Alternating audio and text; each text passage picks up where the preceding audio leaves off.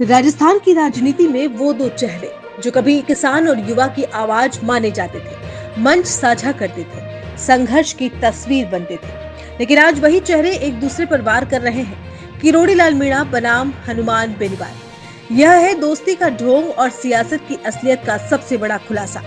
आज हम आपको दिखाएंगे कैसे सब इंस्पेक्टर भर्ती रद्द होने के बाद से शुरू हुई श्रेय की जंग ने दोस्ती को दुश्मनी में बदल दिया, कैसे आरोप प्रत्यारोपों की आग में जली तीसरे मोर्चे की उम्मीद और कैसे जनता के नाम पर बनी ताकत नेताओं के स्वार्थ की भेंट चढ़ गई। वो वक्त था 2018 का। मंच पर साथ खड़े दिखते थे किरोड़ी और बेनीवाल। किसान आंदोलन से लेकर युवाओं के हक की लड़ाई तक ये जोड़ी मानी जाती थी राजस्थान की राजनीति का नया विकल्प। लेकिन 2025 आते आते सच सबके सामने आ गया। सब इंस्पेक्टर भर्ती घोटाले और हाईकोर्ट के फैसले ने इन नेताओं की दोस्ती का असली चेहरा उजागर कर दिया। आपको बता दें कि हाईकोर्ट के आदेश के बाद दोनों नेता इस बात पर टूट पड़े कि भ्रष्टाचार का पर्दा किसने फाश किया। किरोड़ी लाल मीणा ने खुद को हीरो साबित करने की होड़ लगाई, तो वहीं बेनीवाल ने अपने आंदोलन को असली वजह बताई। ये बहस यही खत्म नहीं हुई। अब आपको सुनाते हैं एक ऑडियो जिसमें और चौंकाने वाली बात सामने आई है। यह ऑडियो है जिसमें हनुमान बेनीवाल और किरोड़ी लाल मीणा है, जिसमें बेनीवाल ने मीणा को फर्जी, गांधीवादी और बिकाऊ कहा, तो इस पर मीणा भी कहां चुप रहने वाले थे। मीणा ने भी पलटवार करते हुए आरोप लगाया कि राज्यसभा चुनाव में बेनीवाल ने उनसे रुपये मांगे थे। यह सिर्फ जुबानी जंग नहीं थी, बल्कि कुछ ऐसे राज थे जो दोस्ती की नींव हिला देने के लिए काफी थे। करते हो, ठीक है ना?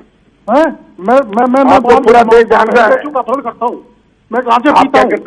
मैं अब आप आगे तो मैं पैसों का साथ देता हूँ।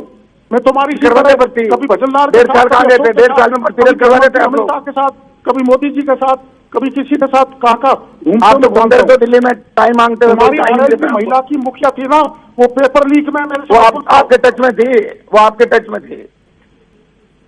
पेपर लीक में आरएलपी की तुम्हारी महिला आपके टच में थी, वो आपके टच में थी। ज्यादा मत बोलो, वरना तुम्हारा कनेक्शन जुड़ जाएगा। मेरे को बुलवा मत। सुनो, तुम्हारे कितने लोग तुम्हारे इस रीट पेपर में, सब इंस्पेक्टर में है, मेरे को पता है। आपको जानता हूँ, मत बोलो। नागौर में नेतागिरी कर लो। छोड़ो, आप कहीं का राजस्थान कब नेता हो गया? आप वही राजस्थान के तुम आगे दिखाओ ना। राजस्थान में खड़ा कर दिया और मैंने वहां तक तूफान खड़ा कर दिया। बकवासबाजी कर रहे। कुछ नहीं, अब गया जमाना आपका, ठीक है, सब जान गए लोग। अरे तू दौसा में आया था, जो पुलिस ने लाठी मारी, जब उसमें मैनेजर के स्टेशन के मास्टर के उसके नीचे कुर्सी में घुस गया मेरे सामने। आप घुस गए थे, आपको मैंने देखा भागते। आप घुस गए थे। तुमको छोटो मत मेरे को छोड़ के भागे आप। मैं आप मुझे छोड़ के भागे। मैं नहीं भागा आपको छोड़ के। आप वसुंधरा जी कागज दूंगा तुम्हारे लुटेरे के। आप वो लुटेरे, आपने बजरी वाले जितने भी लोग हैं उनके सबसे डांट की। ज्यादा मत बोलो, आपको सब जानते हैं। छोड़ो डॉक्टर, देने के पैसे मेरा हाथ से लिए तुमने, ज्यादा मत बोलो। अरे छोड़ो, क्या के डॉक्टर आप रोज बेचते हो, जो साथ बैठते हैं उनको ही बेच देते हो, धंधा करते हो आप, ठीक है? बेचते करते बिकोरे, शर्मनी आती है। सबसे बड़ा बिकाऊ राजस्थान, करने वाला मैं, उठाने वाला मैं, आगे बढ़ाने वाला मैं। सारे की मदद करते हो, सारे चोरों की मदद करते हो, सबकी मदद करना है। चोरों की मदद अपनी सीमा में रहो, ठीक है ना? सब नेतागिरी बुला अपनी सीमा में रहो, अपनी सीमा में रहो, ठीक है ना? तेरे क्वार्टर में तू तुमका बैठ गया था, जब मैं तेरे को आगे बचाया था, थोड़ा बीच से पक के। आप तेरे अपनी औकात में रहो, ठीक है ना? क्या भीरू क्या है आपके पास? तू दांतों को पागल बना रहा है। और आपने मीणा को पूरे जीवन नरेश बंदे डलवाए आपने। बाप रे, तू तो बेटा ने तेरे को शर्म आनी चाहिए। अरे छोड़ो, आप जैसा तो निकली आदमी मैंने देखा ही नहीं। छोड़ो कर रहा मेरा हाथ से चोर कहीं के तेरे को पैसे मैंने मेरा हाथ। आपके पास क्या सामान है?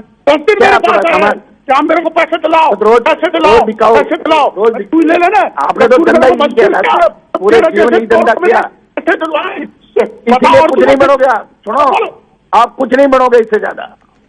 बीच निगम बांटते रहो, फैक्ट्रियों पे छापे मारो, पैसे ले लो इनसे। लोगों को बिगाड़ दिया, दांतों के छोरों को तूने। वायरल ऑडियो से यह तो साफ हो गया है कि अब यह रिश्ता केवल व्यक्तिगत हमलों या राजनीति सौदेबाजी के आरोप में उलझ चुका है। अब यह जंग केवल जुबानी नहीं रही, बल्कि राजनीतिक अस्तित्व का सवाल बन गई। दो नेताओं की इस लड़ाई का असर सिर्फ बयानबाजी तक सीमित नहीं रहेगा। नागौर, दौसा और पूर्वी राजस्थान जैसे इलाकों में जहां दोनों नेताओं का दबदबा था, अब वही दबदबा एक दूसरे को काटेगा। वोट बैंक बचेगा और सीधा फायदा कांग्रेस और भाजपा को मिलेगा। राजस्थान की राजनीति में ये तस्वीर कोई नई नहीं है। दोस्ती से दुश्मनी और दुश्मनी से सौदेबाजी का खेल चलता रहा है। लेकिन सवाल वही, आखिर जनता कब समझेगी कि नेताओं की लड़ाई उनके लिए नहीं बल्कि सत्ता की कुर्सी के लिए होती है।